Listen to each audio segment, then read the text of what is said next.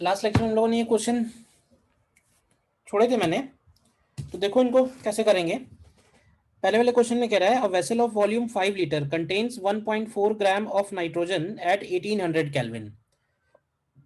अब कह रहा है find the gas pressure taking into account that 30% of molecules are dissociated into atoms at this temperature.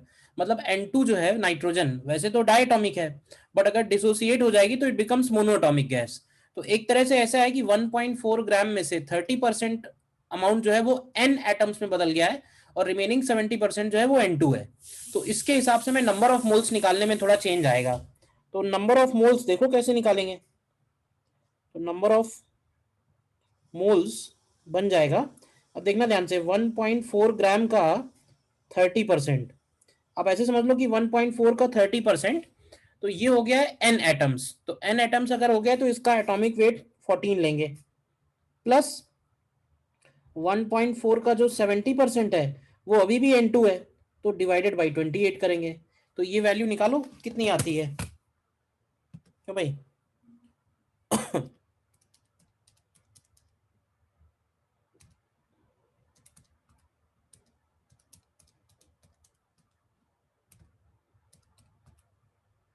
ये value निकालोगे कितनी आती है ये। और टेम्परेचर, टेम्परेचर की वैल्यू पता ही है, टेम्परेचर है 1800 केल्विन। ठीक है, वॉल्यूम की जगह है 5 लीटर्स, तो 5 लीटर्स को भी कन्वर्ट कर लेना, तो ये हो जाएगा 5 × 10⁻³ मीटर क्यूब। तो यहाँ से प्रेशर निकालने के लिए हम लोग nRT/V कर सकते हैं। देखो कितना आएगा। क्यों भाई?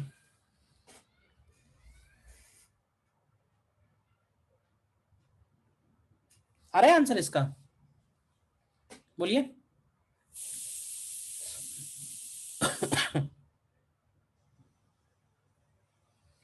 भाई हो जाएगा 0.03 एंड प्लस 0.035, 0.035, तो ये 0.065 बन रहा है नंबर ऑफ मोल्स। ठीक है, 0.065 इंटू 8.314, 1800, तो ये 1.94 इंटू 10⁵ पास्कल आ रहा है, यानी अप्रोक्सीमेटली 1.9 एटमॉस्फेयर। ठीक है, नेक्स्ट देखो। नेक्स्ट में कह रहा है vessel of gas containing rigid diatomic molecules is moving with 20 metre per second. Molecular mass दिया हुआ है, find the temperature increment after the vessel stop suddenly. तो देखो अगर कोई वेसल को हम ले जा रहे हैं और सडनली रोक दे रहे हैं, तो क्या होगा कि उसका जो टोटल काइनेटिक एनर्जी है वो एक तरह से उस गैसेस की इंटरनल एनर्जी में कन्वर्ट हो जाएगा। इंटरनल एनर्जी में कन्वर्ट हो जाएगा तो उसका टेम्परेचर में राइज होगा। तो हम यहाँ पे सीधे सीधे ये बोलेंगे कि kinetic energy loss is equal to increment in internal energy. तो काइनेटिक एनर्जी लॉस को लिख सकते हैं हम लोग ½ mv², और इंक्रीमेंट इन इंटरनल एनर्जी को लिखेंगे, आपको कि डायटोमिक है, ध्यान से देखना, तो ये होगा 5/2 nr∆t। ठीक है, तो यहां से आ गया mv0² इज इक्वल टू 5, और इस n की जगह लिख सकते हैं m/M इंटू r∆t। तो यहां से ∆t अगर निकालें तो ये आएगा M v0² अपॉन 5r। तो ये वैल्यू निकालो जरा, क्या आएगा। M हो जाएगा 0.032 into v0² divided by 5r। तो ये वैल्यू 0.307 केल्विन के इक्वल आएगी। बोलिए ये नेक्स्ट वाला क्लियर है?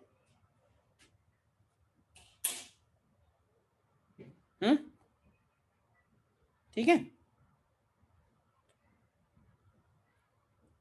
नेक्स्ट देखो। नेक्स्ट में कह रहा है the temperature of a gas consisting of rigid diatomic molecules is 300 kelvin Calculate the angular root mean square velocity of rotating molecule if its moment of inertia is this. तो देखो translational kinetic energy अगर हमें लिखनी है किसी एक molecule की, तो ट्रांसलेशनल काइनेटिक एनर्जी होती है 3/2 kT। और रोटेशनल काइनेटिक एनर्जी, तो रोटेशनल काइनेटिक एनर्जी को हम लोग लिख सकते हैं 2/2 kT। ये हो गया फॉर डायटोमिक। और टोटल एनर्जी हो जाती है 5/2। अब ये जो ट्रांसलेशनल काइनेटिक एनर्जी है, इसको हम जिस तरह से लिखते हैं ½mv/RMS², उसी तरह से ये जो वैल्यू है इसको लिख सकते हैं ½IωRMS²। तो यहां से देखो हमें ओमेगा निकालना है, तो ओमेगा RMS की वैल्यू आ जाएगी 2kT/I और इसका अंडर रूट। देखो तो ये वैल्यू देख लो कितनी आएगी।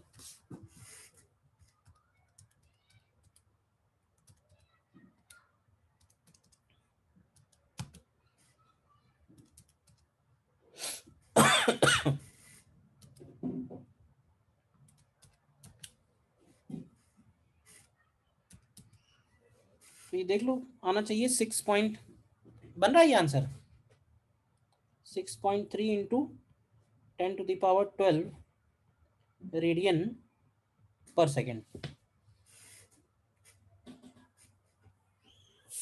बोलिए लास्ट के तीनों प्रॉब्लम क्लियर हैं, कोई डाउट है तो बताइए।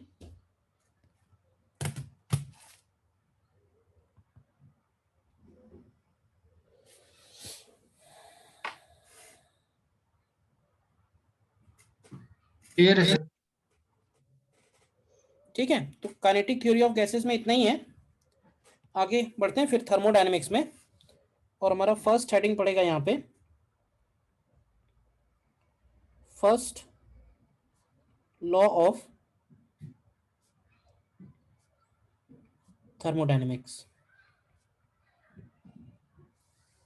First law of thermodynamics, and देखो law of thermodynamics is nothing but energy conservation principle. It is simply energy conservation principle. ठीक है, किस तरह से ये एनर्जी कंजर्वेशन है, तो ऐसे एज्यूम करो कि मान लेते हैं कि कोई भी गैसियस सिस्टम है हमारे पास, कोई भी गैस है, तो हम लोग करने क्या वाले हैं, इस गैस को हम कुछ हीट प्रोवाइड करने वाले हैं, और जो हीट देने वाले हैं इसको हम लोग, वो हीट हो गई dQ। अब जब हम इस गैस को हीट देंगे तो ये गैस उस हीट को दो जगह यूज कर सकती है, या तो ये इसको सराउंडिंग में वर्क डन में वेस्ट करेगी, या फिर ये गैस इस हीट को अपने पास रखेगी, और अपने पास रखेगी तो इंटरनल एनर्जी में चेंज के बराबर होगा। du का मतलब होगा इंक्रीज इन इंटरनल एनर्जी। ये बेसिक इक्वेशन एकदम ध्यान से समझना, बाकी बहुत चैप्टर सिंपल चैप्टर है। ये बिल्कुल सिंपली वैसे ही है जैसे तुमको कुछ पैसे दिए जाए, तो तुम उस पैसे को क्या कर सकते हो, तुम उस पैसे को, दो ऑप्शन है, या तो तुम उस पैसे को अपने पास रख सकते हो, या तुम उसको खर्च कर दोगे। तो ठीक वैसे ही गैस के लिए भी है कि गैस को हम जो हीट दे रहे हैं वो हीट दो जगह यूज हो सकती है, या तो वो गैस उसको खर्च करेगी work done in surrounding, again surrounding में, और अगर वो अपने पास रख लेगी तो वो उसका इंक्रीज इन इंटरनल एनर्जी बन जाएगा। अब क्या हो सकता है, कॉम्बिनेशन कितने बन सकते हैं, तो कॉम्बिनेशन तो इनफाइनाइट बन सकते हैं। भाई हमने 10 रुपए दिए, उसमें से 1 रुपए खर्च किया, 9 अपने पास रख लिए, तो इंटरनल एनर्जी 9 से राइज हो जाएगी, वर्क डन हो जाएगा 1।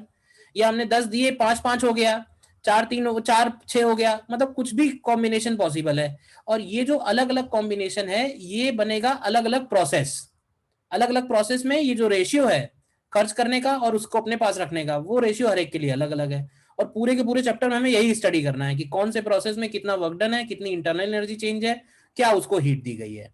फिलहाल इन तीनों में अगर हम लोग रिलेशन लिखें तो हम लोग क्या सीधे सीधे बोल सकते हैं कि dq is equal to du plus dw होगा।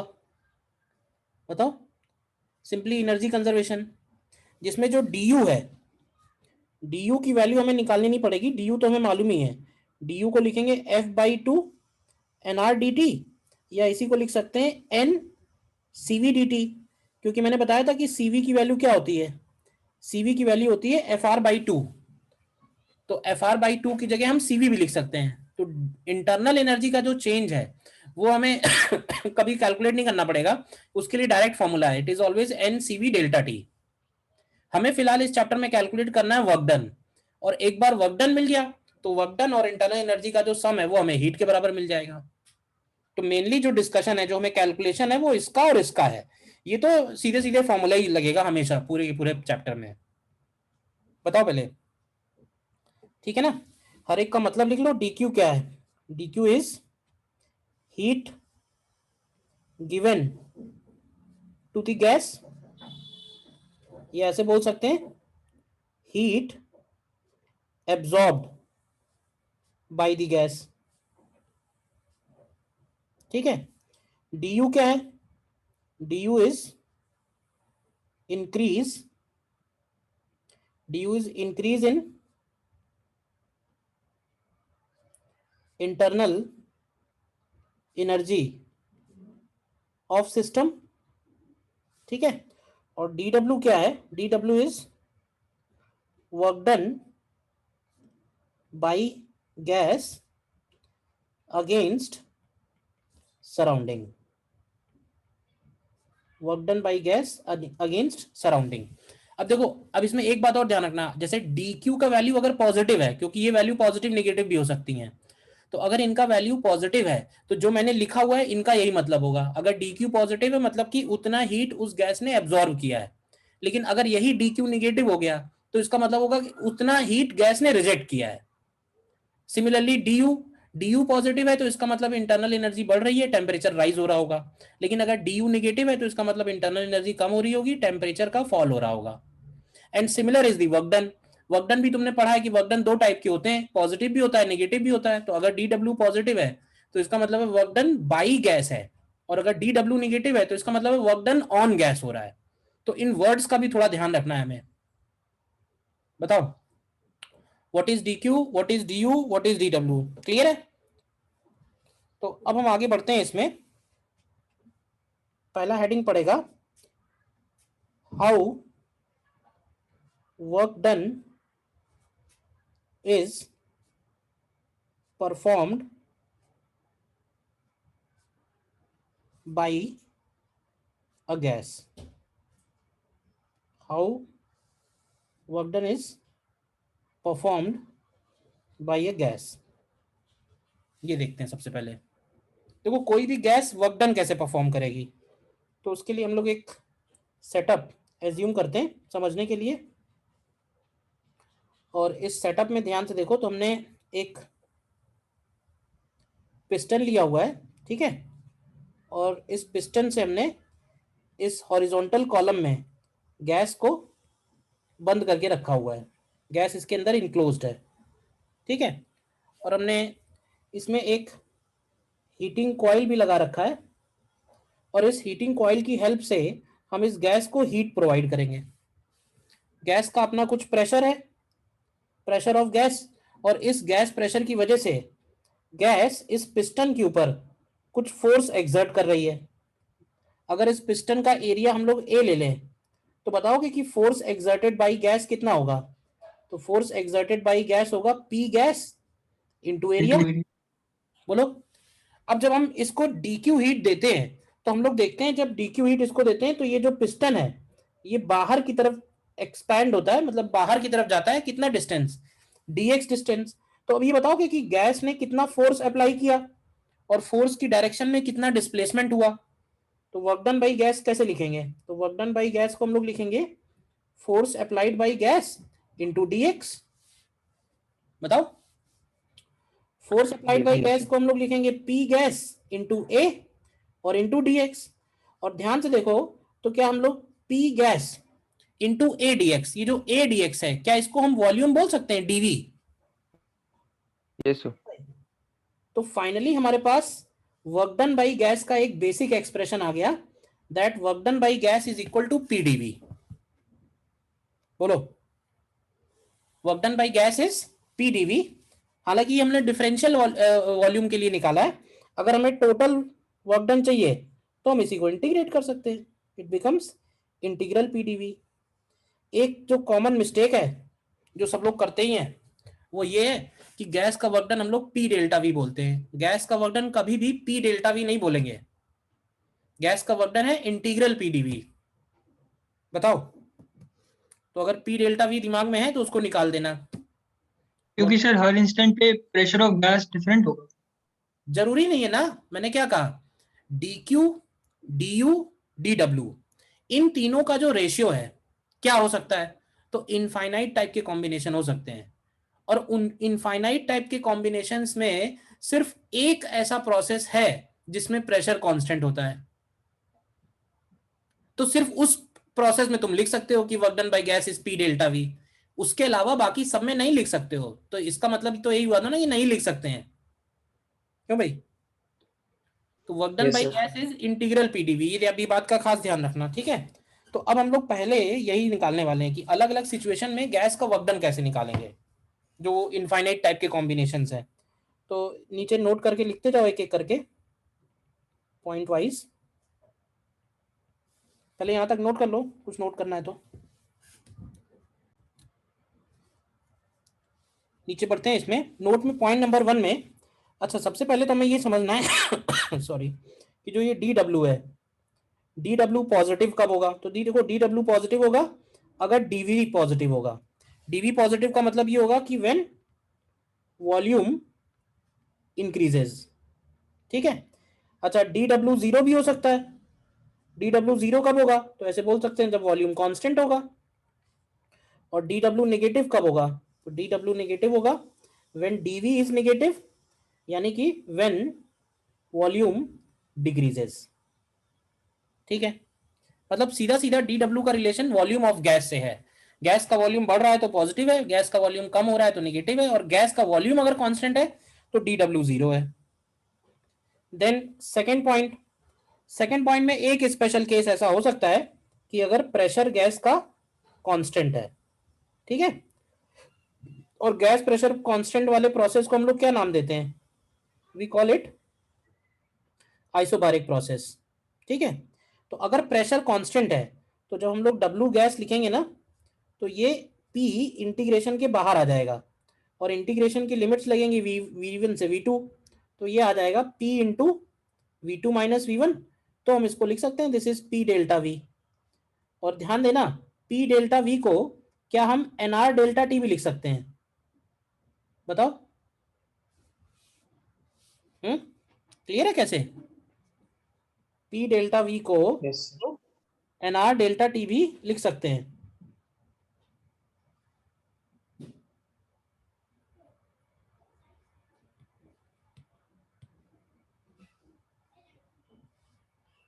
पी डेल्टा वी को हम लोग एन आर डेल्टा टी भी लिख सकते हैं यूजिंग गैस इक्वेशन।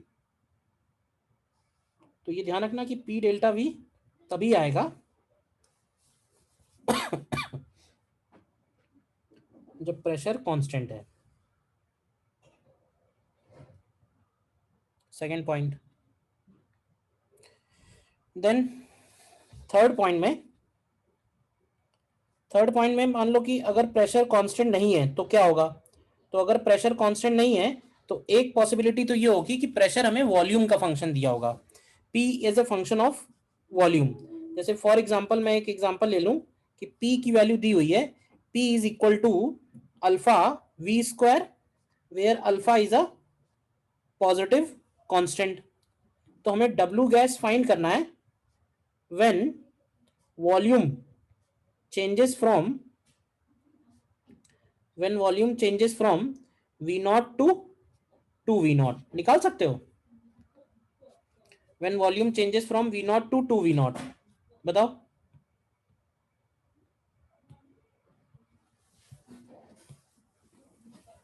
निकालो, इसमें क्या आएगा। तो हम सीधे सीधे इंटीग्रेट करेंगे, डब्ल्यू गैस को लिखेंगे इंटीग्रल पी डीवी, और पी की जगह आ जाएगा अल्फा वी स्क्वायर डीवी, और इंटीग्रेशन होगा वी नॉट से टू वी नॉट, कितना आएगा ये, तो क्या ये आ जाएगा alpha by three V naught square V naught cube बन जाएगा। तो ये आएगा 8 V naught cube minus V naught cube, तो कितना आ जाएगा ये, 7 alpha V naught cube. 7 alpha V naught cube upon 3 आ जाएगा। ठीक है, ये तो हो गया when pressure is function of volume. और क्या हो सकता है? और हो सकता है कि प्रेशर जो है वो टेम्परेचर का फंक्शन हो। प्रेशर जो है वो टेम्परेचर का फंक्शन हो। तो प्रेशर अगर टेम्परेचर का फंक्शन है तो जैसे मान लो फॉर एग्जांपल प्रेशर हमको गिवन है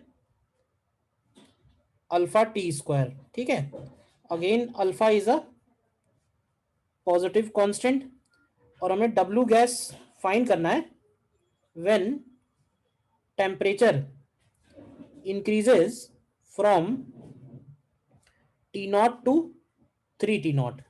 निकालोगे इसको? Yes sir. करो जरा, ट्राई करो। देखो इस केस में प्रेशर अगर टेम्परेचर का फंक्शन दिया है और हमें लिमिट्स भी टेम्परेचर की दी हुई हैं, तो क्या करना होगा, हमें किसी तरह से जो इंटीग्रल पी डीवी है इसको टेम्परेचर में ही ले आओ इंटीग्रेट करने के लिए। तो ऐसे देखो कि P गिवन है अल्फा टी स्क्वायर और P की जगह हम लोग लिख सकते हैं N R T upon V. ध्यान से देखो तो यहाँ से V की वैल्यू लिख सकते हैं N R upon alpha T और यहाँ से निकालो डीवी की वैल्यू। तो डीवी की वैल्यू आएगी minus N R upon alpha T square into D T. पहले ये बताओ इक्वेशन 1 क्लियर है या नहीं? Yes sir. हम लोग लिखेंगे D W is equal to P DV, maths है पूरा वैसे तो। पी की जगह अल्फा टी स्क्वायर और डीवी की जगह minus N R upon alpha T square D T. तो ये minus N R D T आएगा, देखो ध्यान से। और फिर जब हम इंटीग्रेट करेंगे तो माइनस एन आर कॉन्स्टेंट बाहर आ जाएगा, अंदर सिर्फ डी टी रहेगा और टी नॉट से 3 टी नॉट करेंगे इंटीग्रेट तो माइनस का 2 एन आर टी नॉट बचेगा। देखो प्लस नहीं आएगा, माइनस आएगा। सर हम लोग P DV equals to N R D T से नहीं निकाल सकते DV? P DV is equals to N R D T. ये कौन सा फॉर्मूला है? सर ऊपर वाले में से बस डी टी तो किया, डेट लग जाएगा। अरे बेटा ऐसा नहीं होता है, तुम लोग जो है सब कुछ भी लिखते हो ना पहले सोचा जरूर करो कि क्यों क्यों लिख रहे हैं। जो डिफरेंशियल फॉर्म है ना गैस इक्वेशन की वो ये है।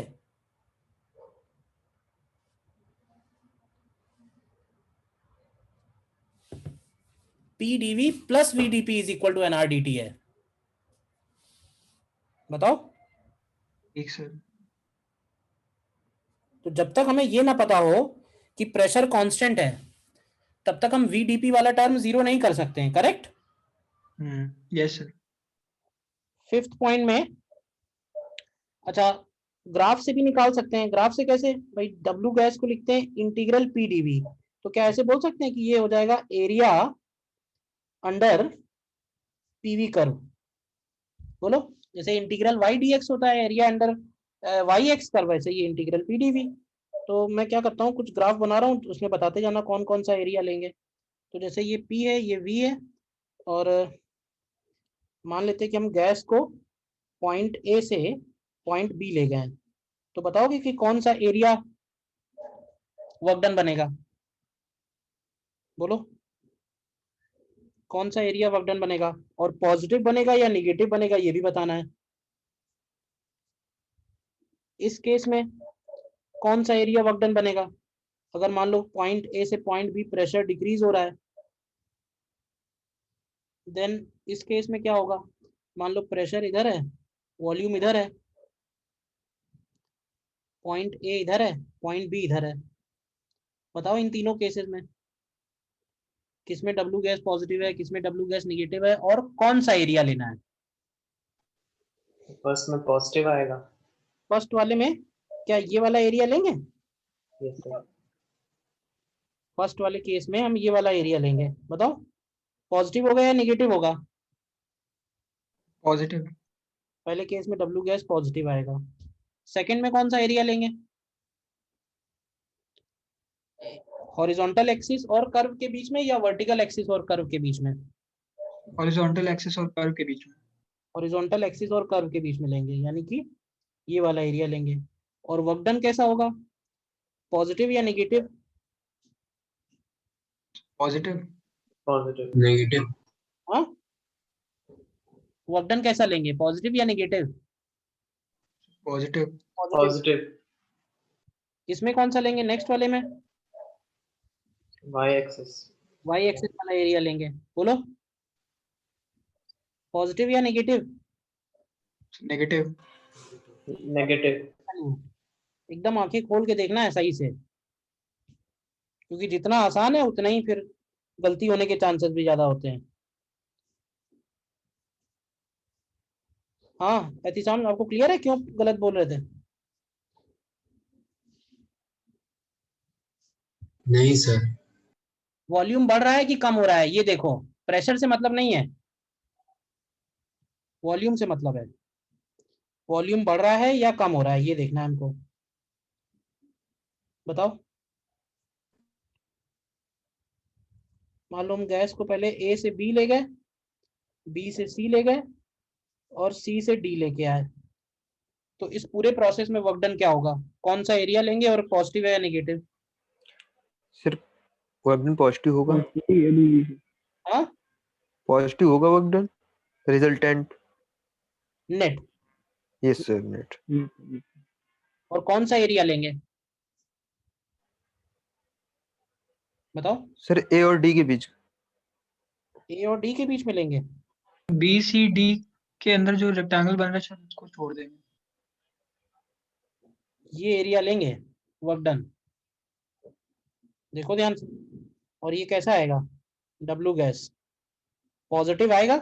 ऐसे देखो कि पॉजिटिव जब हुआ, जब ए से बी गया, ध्यान से देखो, ए से बी, तो ए से बी में ये पूरा एरिया पॉजिटिव आएगा वर्क डन में, आएगा कि नहीं? Yes sir, yes sir, yes sir. B से सी में कोई वर्क डन नहीं हुआ, और सी से डी में, सी से डी में इतना नेगेटिव आएगा, तो पॉजिटिव में से नेगेटिव जब ऐड करेंगे तो इतना हट जाएगा, तो जितना बचा मैंने वो शेडिंग कर दी है। Yes sir, yes sir, clear है। क्लियर है ना? अच्छा और बताना। एक प्रोसेस होता है जिसको बोलते हैं साइक्लिक प्रोसेस। साइक्लिक प्रोसेस का मतलब होता है कि पहले हम गैस को ए से बी ले गए, इस रास्ते से, और फिर बी से सी बी से ए वापस ले आए नीचे वाले रास्ते से, बी से ए। तो what is net work done, कौन सा एरिया लेंगे? शेप के अंदर वाला एरिया। हाँ सर इस फिगर के अंदर वाला है। इस फिगर के, एक तरह से बोल सकते हैं कि area of loop. Yes sir, enclosed region sir. हाँ ये वाला एरिया। Yes sir. इस बार जो वर्क डन है वो एरिया ऑफ लूप होगा। पॉजिटिव होगा कि नेगेटिव होगा? पॉजिटिव होगा sir. W gas is equal to area of loop, और इस केस में पॉजिटिव होगा, बिकॉज याद रखो साइकिल इज क्लॉकवाइज। अगर क्लॉकवाइज साइकिल है तो एरिया पॉजिटिव आएगा, और अगर एंटी क्लॉकवाइज होती, समझे, एंटी क्लॉकवाइज होती तो यही एरिया नेगेटिव होता। सर हम सीधे सीधे ये चीज ज्योमेट्री से भी तो निकाल सकते हैं ना सर? तुम चाहे जैसे निकालो, बस सही सही निकालो, मेरा बस इतना ही सा बोलना है। और देखना जरा, मान लो कि प्रोसेस है, ये एक प्रोसेस है, पॉइंट ए से हम गैस को पॉइंट बी लेके आए हैं इस रास्ते से, तो बताओ कि जरा वर्क डन कैसा होगा, पॉजिटिव होगा, नेगेटिव होगा, और कौन सा होगा?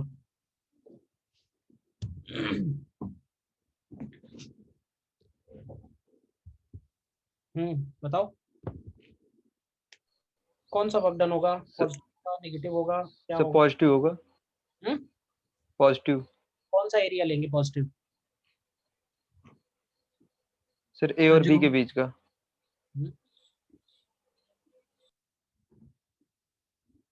ए और बी के बीच का मतलब ए और बी के बीच में ये उस सब, मतलब कर्व सर जो और AB लूप लाइन के बना है बीच। सर, कर्व बना है सर, सॉरी। क्या ये वाला एरिया होगा? Yes sir. बताओ किसी को डाउट है तो। और वर्क डन कैसा आएगा, पॉजिटिव या negative? Positive. Positive sir. Positive आएगा। सॉरी, पॉजिटिव कैसे आएगा? क्योंकि सर क्योंकि जो Clockwise पॉजिटिव में- वर्क डन है उसका मैग्नीट्यूड ज्यादा होगा। ऐसे ऐसे देखो कि यहाँ पे एक पॉइंट मान लो सी, तो क्या हुआ, ए से सी पूरा नीचे तक का पॉजिटिव होगा और सी से बी के नीचे वाला नेगेटिव हो जाएगा, तो बचेगा एबीसी के बीच वाला। इसमें क्लॉकवाइज वाला कॉन्सेप्ट नहीं लग सकता क्या? हाँ लगा सकते हैं, क्लॉकवाइज वाला कॉन्सेप्ट भी लगा सकते हैं इसमें ये। क्लॉकवाइज वाले में भी यही हो रहा था सर। हाँ सही है, क्लॉकवाइज वाला भी लगा सकते हो। देखो इसमें ये कंफ्यूजन तो नहीं है ना कि प्रेशर वॉल्यूम ए पॉइंट पे और वॉल्यूम बी पॉइंट पे सेम है, चेंज इन वॉल्यूम 0 है, लेकिन फिर भी वर्क डन पॉजिटिव आ रहा है, ऐसा कैसे है? चेंज इन वॉल्यूम 0 है, ए से बी तक का चेंज इन वॉल्यूम 0 है, initial volume final volume same है, फिर भी वर्क डन पॉजिटिव है, क्योंकि प्रेशर कांस्टेंट थोड़े ना है, ठीक है ना। Yes sir. Delta we work done हम लोग तब लिखते हैं जब पी कांस्टेंट होता है, ये पी डेल्टा वी वाला वर्क डन नहीं है, ये इंटीग्रल पी डी वी है। नोट कर लो, नोट करना है तो।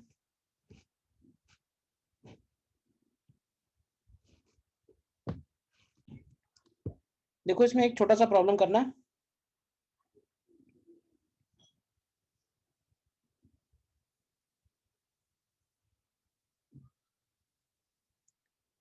पीवी ग्राफ दिया हुआ है और ये ग्राफ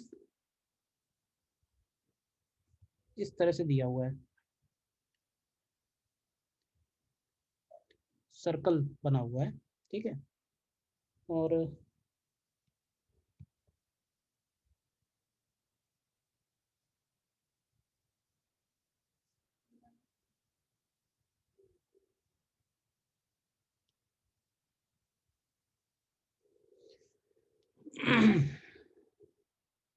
वॉल्यूम जो है वो सीसी में है और प्रेशर जो है वो किलो पास्कल में है।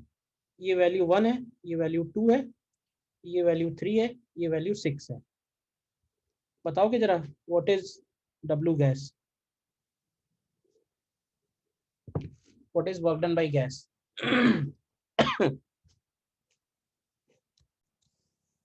देखो इस केस में क्या है, अब दिखने में तो ये तुमको सर्कल नजर आ रहा है ना, बट अब क्वेश्चन इसमें ये उठता है कि इसमें अगर हम एरिया लिखें इसका, तो एरिया हम इसका पाई आर स्क्वायर अगर लिखना चाहें तो आर कौन सा लिया जाए, क्यों भाई? अगर हम ये वाला डायमेंशन लिखते हैं तो ये वाला डायमेंशन आता है 1.5 सीसी के आसपास, और ये वाला डायमेंशन लिखें तो ये आता है 0.5 किलो पास्कल के बराबर। तो देखो भले ही ये दिख तुमको सर्कल रहा हो, लेकिन हम इसको एरिया ऑफ इलिप्स मान के करेंगे, यानी कि इसका एरिया बनेगा पाई ए बी, ठीक है। पाई ए की जगह बनेगा 1.5 सीसी है, तो सीसी है तो 10 पावर -6 करना होगा, और बी में 0.5 किलो पास्कल है तो 10 पावर 3 करना होगा। तो ये देख लो कितना आएगा, 0.75 पाई एक्सपोनेंशियल -3 जूल बनेगा, या फिर 0.75 पाई मिली जूल। क्लियर है?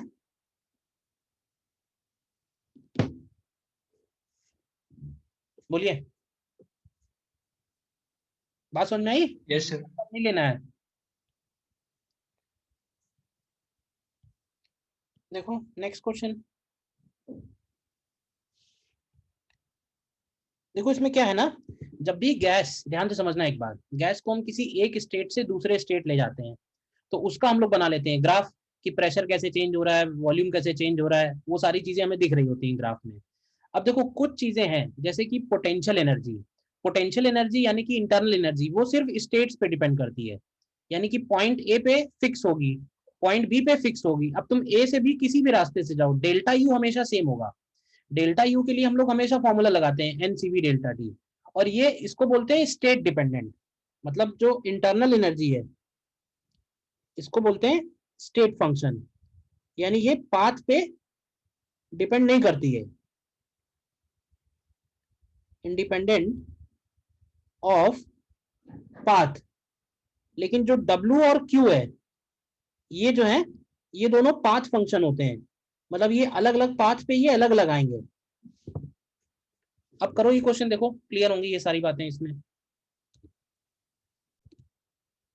देखो इसमें कैसे स्टार्ट करेंगे। कह रहा है when a thermodynamic system is taken from initial state I to final state F along IAF, IAF ऊपर वाला पाथ है, the heat energy absorbed by the system is 55।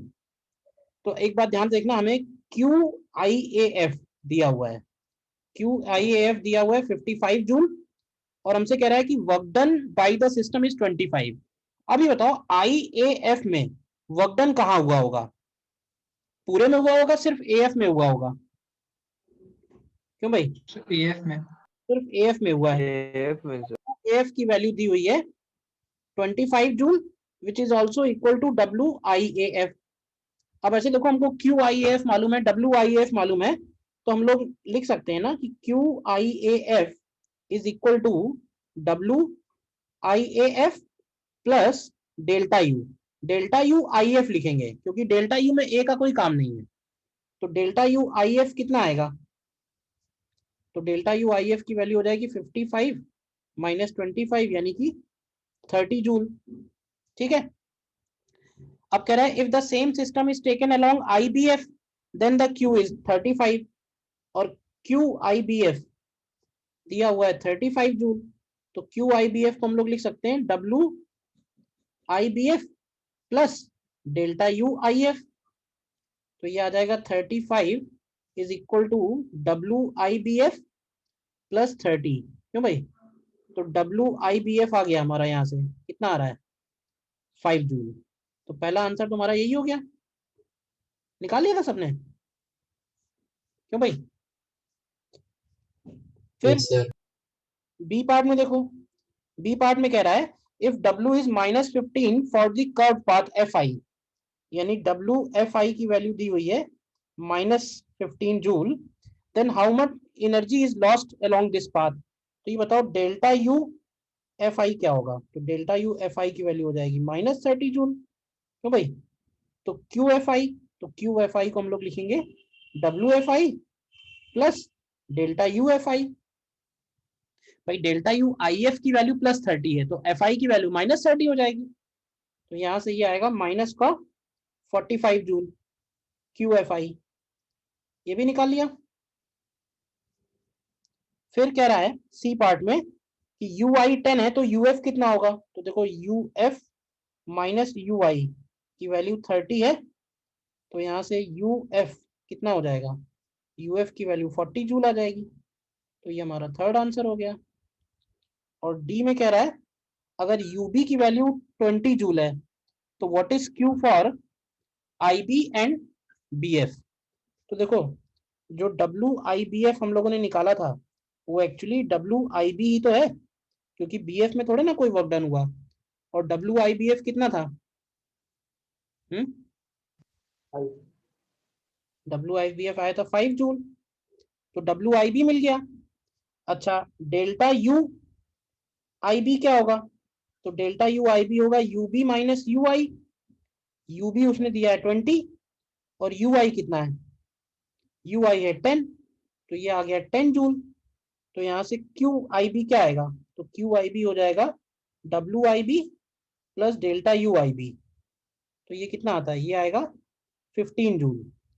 तो यहाँ से QBF कितना हो जाएगा? तो QBF हो जाएगा QIBF में QIB हटा दो, तो QIBF कितना था? 35 में 15 हटा दो, तो ये आ जाएगा 20 जूल। देखो बहुत सारी बातें इस क्वेश्चन से क्लियर हो गई।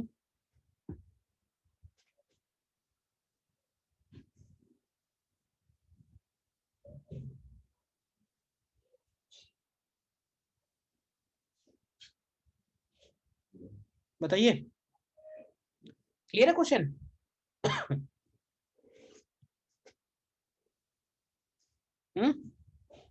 Yes sir. इसके बाद हम लोग कुछ स्पेसिफिक फॉर्मूले भी निकाल लेते हैं डिफरेंट प्रोसेसेस के लिए।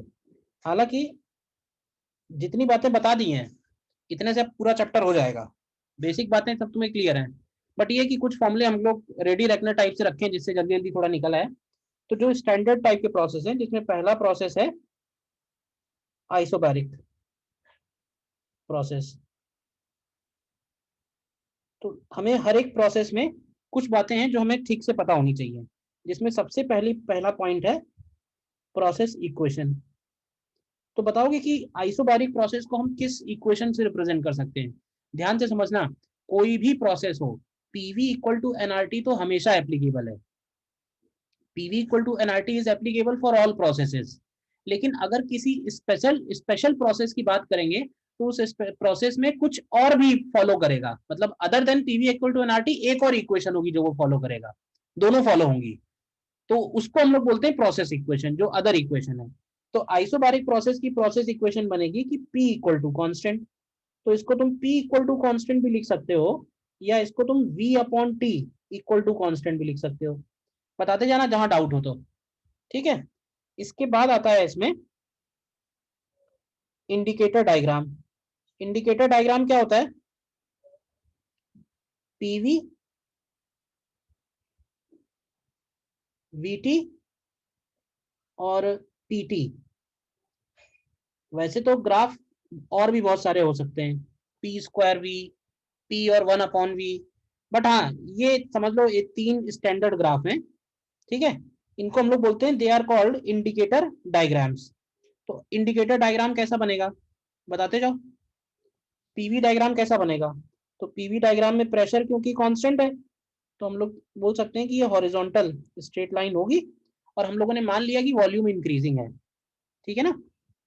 वीटी डायग्राम कैसा बनेगा? तो वीटी डायग्राम ध्यान रखना, क्योंकि वी अपॉन टी कॉन्स्टेंट है, तो v अपॉन टी कॉन्स्टेंट होने की वजह से ये एक स्ट्रेट लाइन होगा पासिंग थ्रू ओरिजिन, जिसमें a इधर होगा, b इधर होगा।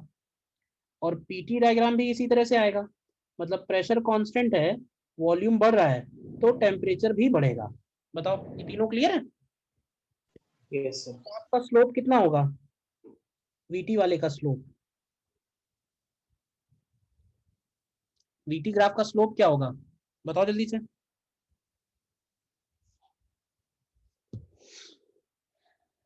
अरे पीवी इक्वल टू एनआरटी से बताओ, वी अपॉन टी क्या होगा? एनआर अपॉन पी होगा। ठीक है, yes work done by gas कितना होगा इस प्रोसेस में? तो क्योंकि प्रेशर कांस्टेंट है, तो वर्क डन बाई गैस को लिखेंगे P V two minus V one, या इसको लिख सकते हैं N R T two minus T one. Delta U क्या होगा इस प्रोसेस में? तो डेल्टा यू इस प्रोसेस में तो क्या, किसी भी प्रोसेस में N C V delta T बनेगा। तो क्यू कितना होगा? तो क्यू को हम लोग लिखेंगे delta U plus W gas, तो इन दोनों को जब प्लस करोगे तो ये आ जाएगा N C V plus R delta T, और इसी को हम लोग लिख देते हैं N CP delta T. CP भी कांस्टेंट है। क्लियर है? हर एक प्रोसेस में प्रोसेस इक्वेशन, हर एक प्रोसेस में इंडिकेटर डायग्राम, और हर एक प्रोसेस में डब्ल्यू डेल्टा यू और क्यू, बस और कुछ नहीं करना है। ये तीनों क्लियर है कैसे निकाले? तो आगे अपने आप Yes, निकालो। आइसोकोरिक के लिए करो अपने आप, अपने आप करो, मेरा देखने की जरूरत नहीं है। आइसोकोरिक प्रोसेस में प्रोसेस इक्वेशन अगर देखें तो बोलेंगे कि वॉल्यूम कांस्टेंट, वॉल्यूम कांस्टेंट भी बोल सकते हैं, या फिर P upon T equal to constant भी बोल सकते हैं। ठीक है, इंडिकेटर डायग्राम बनाए अगर हम लोग, इंडिकेटर डायग्राम, तो वॉल्यूम कांस्टेंट है तो ये वर्टिकल स्ट्रेट लाइन बनेगी। अब इसमें हम एज्यूम कर लेते हैं कि प्रेशर इंक्रीजिंग है, तो प्रेशर इंक्रीजिंग है, वॉल्यूम कांस्टेंट है, तो टेम्परेचर भी इंक्रीजिंग आएगा। और पीटी ग्राफ जो है वो पासिंग थ्रू ओरिजिन वाला बनेगा। Pressure is also increasing, temperature is also increasing. और इस ग्राफ का अगर हम स्लोप लिखेंगे P अपॉन टी का, तो इसका स्लोप बनेगा एन आर अपॉन वी। ध्यान रखना, हर एक के ऊपर क्वेश्चन फ्रेम होंगे हर एक छोटी बात पे। ठीक है, अब क्योंकि वॉल्यूम कांस्टेंट है तो वर्क डन बाई गैस इस केस में 0 होगा, तो यहाँ बोल सकते हैं कि इस केस में Q डेल्टा यू के बराबर होगा, और डेल्टा यू को हम लोग लिखते हैं N C V delta T, बस। थर्ड आ जाओ, isothermal. Process, isothermal process, ठीक है। आइसोथर्मल प्रोसेस में प्रोसेस इक्वेशन बनेगी टेम्परेचर कांस्टेंट, या इसकी इक्वेशन बनेगी पीवी इक्वल टू कांस्टेंट, ठीक है। और इंडिकेटर डायग्राम अगर बनाए तो पीवी इक्वल टू कांस्टेंट का ग्राफ इस तरह का आएगा। कौन सा कर्व होगा ये तो भाई? Rectangular hyperbola, yes sir. Point A से बी। अब अगर हम वॉल्यूम इंक्रीजिंग ले रहे हैं तो इस केस में प्रेशर डिक्रीजिंग होगा। अगर हम वॉल्यूम इंक्रीजिंग ले रहे हैं तो प्रेशर डिक्रीजिंग आएगा। तो ध्यान रखना, पीटी ग्राफ में जो वर्टिकल लाइन होगी उसमें ए ऊपर होगा और बी नीचे होगा, ठीक है ना। एरो मैंने पहला वाला डायग्राम में एरो एज्यूम कर लेता हूं, बाकी दोनों के एरो उसके हिसाब से लिख बनेंगे।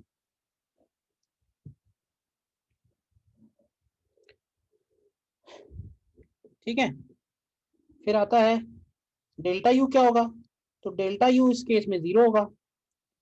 और डब्लू कैसे आएगा, तो डब्लू को इस बार हम लोग लिखेंगे इंटीग्रल पी डीवी, क्योंकि प्रेशर कांस्टेंट तो है नहीं। तो और प्रेशर को हम लोग गैस इक्वेशन लिखेंगे NRT upon V into DV, लेकिन टी कांस्टेंट है तो एनआरटी इंटीग्रेशन के बाहर आएगा, अंदर आएगा डीवी अपॉन वी। तो अगर इसको हम V1 से V2 इंटीग्रेट करेंगे तो डब्लू गैस का फॉर्मूला बनेगा NRT ln of V2 by V1, और इसी को हम लोग लिख सकते हैं NRT ln of P1 by P2। ये कैसे लिख दिया, क्लियर है क्यों भाई? Yes sir. V2 by V1 is equal to P1 by P2, और Q की वैल्यू इस बार W गैस के ही इक्वल होगी, क्योंकि डेल्टा U तो 0 है। देखो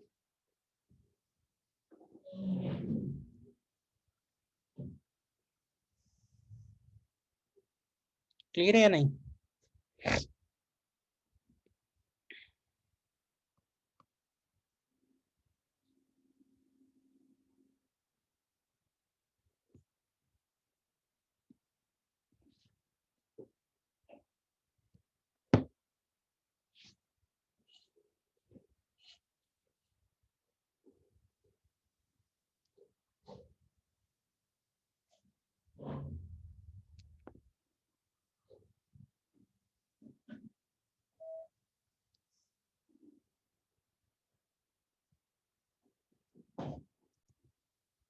देखो मैं कुछ क्वेश्चन दे रहा हूँ, करो।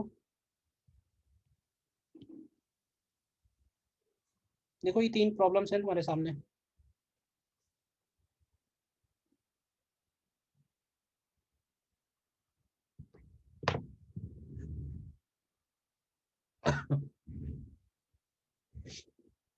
देखो करो ट्राई इनको। फर्स्ट में चेंज इन इंटरनल एनर्जी -255 आएगा। एक सेकेंड, फर्स्ट का आंसर नहीं है मेरे पास, बाकी दोनों का है। देखो 6.27 में the gaseous hydrogen at normal condition is contained in a closed vessel, volume दिया हुआ है and it was cooled to 55 kelvin. Find the increase in internal energy of the gas and the amount of heat discharged. तो ये बताओ सबसे पहले तो normal conditions का मतलब क्या हुआ? एनटीपी हुआ ना, एसटीपी। एसटीपी। तो टेम्परेचर क्या होता है? टेम्परेचर और number of moles pressure. Sir STP क्यों हुआ? हाँ,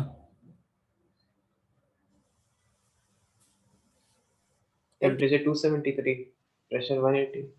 एनटीपी नहीं लेंगे? यस सर एनटीपी लेंगे। नॉर्मल कंडीशंस बोल रहे हैं ना, नॉर्मल मतलब नॉर्मल टेम्परेचर प्रेशर। तो टेम्परेचर इनिशियल कितना हुआ? 98।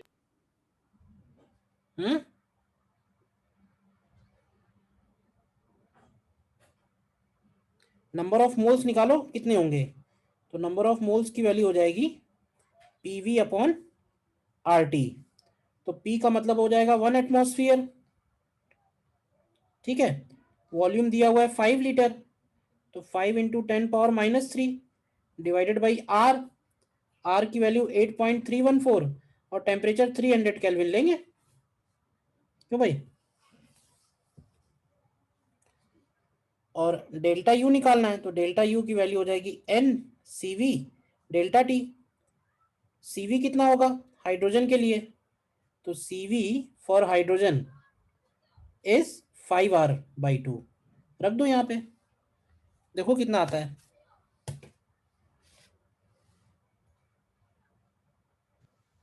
सर टेम्परेचर 300 कैसे दिया? तो टेम्परेचर 300 केल्विन। टेम्परेचर तुम लोग बताओ ना क्या लेते हैं, एनटीपी पे क्या लेते हैं, 300 लेते हैं कि 273 लेते हैं? सर 298 लेते हैं। 298, अरे 298 और 300 में ज़्यादा फर्क नहीं पड़ेगा,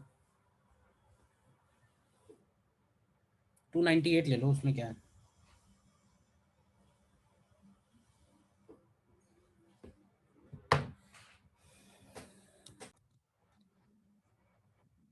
इसका आंसर 0.25 किलो जूल है मेरे पास। आ रहा है क्या इससे?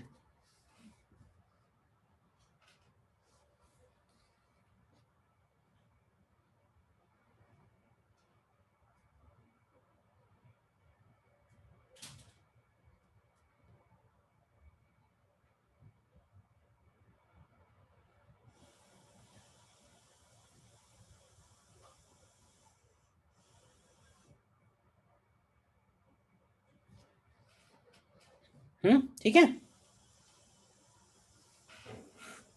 डेल्टा यू और क्यू बराबर ही होंगे। Yes sir. नेक्स्ट देखो, 6.28 का आंसर है मेरे पास, कितना आता है? सर 7 जूल आएगा, करेक्ट। 6.28 में कैलकुलेशन भी नहीं इतना है। What amount of heat must be transfer to nitrogen at isobaric heating. तो ये बताओ आइसोबारिक प्रोसेस में W क्या होता है? W को हम लोग लिखते हैं क्या NR डेल्टा T, और हीट को क्या लिखते हैं? हीट को लिखते हैं NCP डेल्टा T। तो यहां से Q upon W CP upon R हो जाएगा, और CP डायटोमिक गैस के लिए 7R/2 बनेगा, यानी ये रेशियो 7/2 आ जाएगा। तो Q का वैल्यू 7 जूल हो जाएगा। क्लियर है सेकंड वाला क्वेश्चन? बताइए।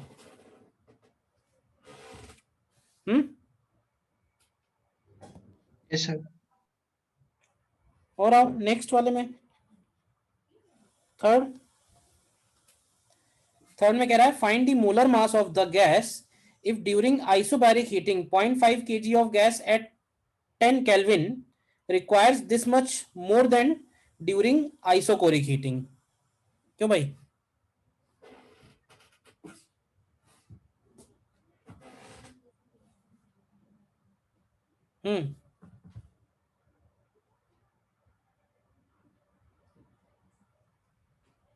मतलब 10 डेल्टा टी केल्विन अगर हम आइसोबैरिक हीटिंग में कर रहे हैं और आइसोकोरिक हीटिंग में कर रहे हैं, तो आइसोबैरिक में 1.48 किलो जूल मोर रिक्वायर्ड है।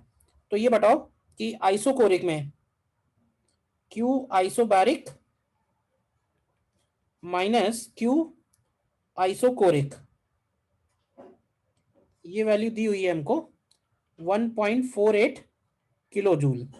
आइसोबैरिक में लिखते हैं NCP डेल्टा T, और आइसोकोरिक में लिखेंगे NCV delta T, and this is 1.48 kilo joule है, तो 10⁻³ कर दो। तो CP माइनस CV तो R हो जाएगा ना, तो ये हो जाएगा 0.50 kg है, तो 10³ कर लो divided by molecular mass into R यानी 8.3 और into delta T, this is equal to 1.48 10⁻³ तो देखो यहाँ से तुमको मॉलिक्यूलर मास मिल जाएगा। कितना मिलेगा?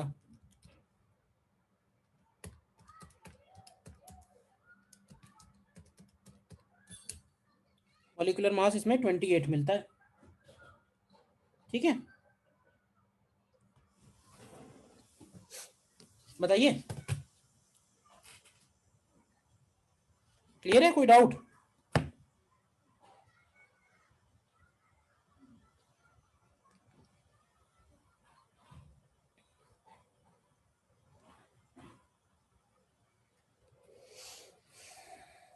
और देखो बहुत सारे क्वेश्चन हैं छोटे छोटे और इम्पोर्टेंट है। नेक्स्ट देखो,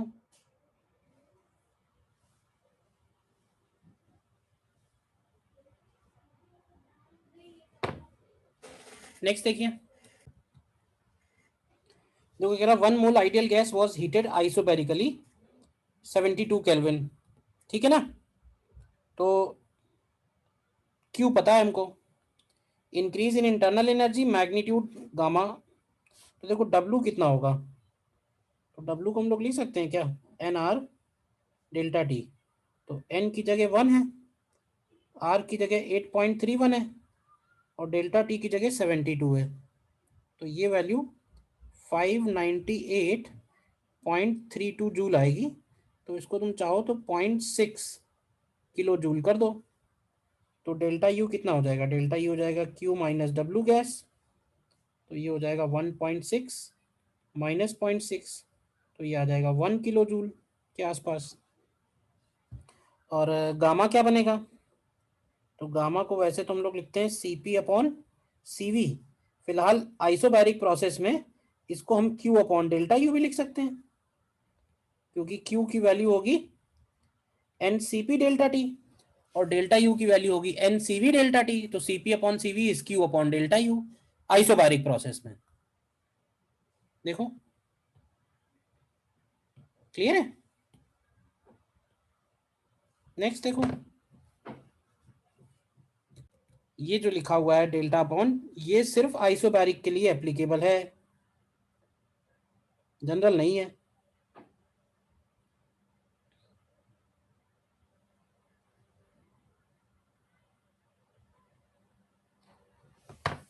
ठीक है, देखो ऐसे जितने भी प्रॉब्लम्स हैं जिसमें मल्टीपल प्रोसेस हैं, उनमें सबसे अच्छा तरीका विजुलाइज करने का है कि उसका पीवी डायग्राम बना लो। तो यहाँ पे भी ऐसा ही हो रहा है। देखो ध्यान से क्या हो रहा है, कह रहा है 2 moles ideal gas at 300 kelvin is cooled isochorically. अब देखो किसी को आइसोकोरिकली कूल करेंगे तो उसका प्रेशर भी फॉल होगा। तो मान लेते हैं कि प्रेशर गिर रहा है, तो आइसोकोरिकली कूल का मतलब है कि इनिशियल टेम्परेचर था 300 और कूल करके हम इसको बी तक ले आए हैं। ठीक है, कह रहा है कि pressure decreased by 2 times, pressure decreased by 2 times. तो इसका मतलब ये हुआ कि अगर यहाँ पे प्रेशर पी नॉट था तो यहाँ प्रेशर पी नॉट बाई 2 हो गया होगा।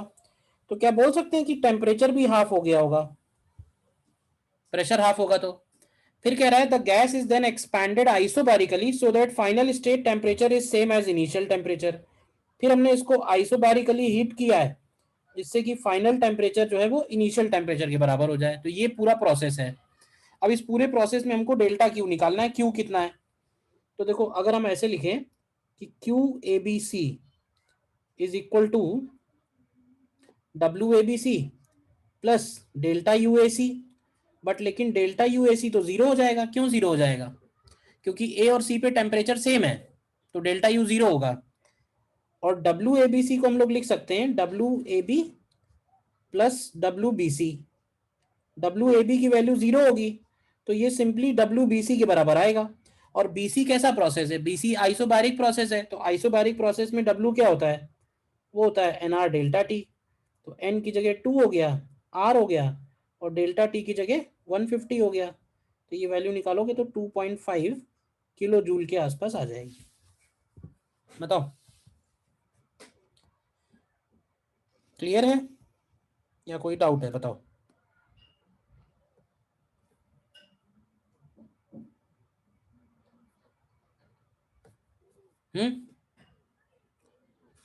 क्लियर है, कोई डाउट है।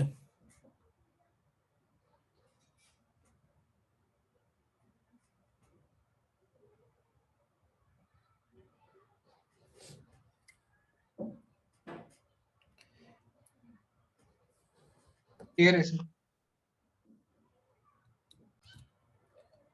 एक और इसमें क्वेश्चन करो।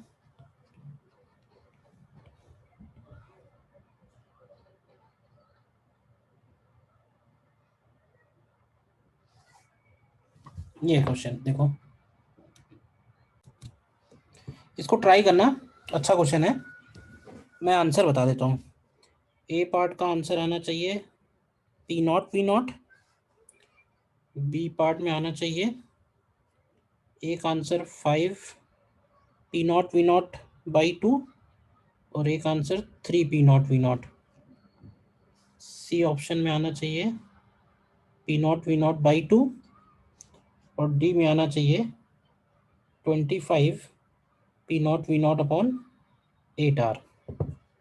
ठीक है, ट्राई करना इसको, फिर बताते हैं नेक्स्ट क्लास में।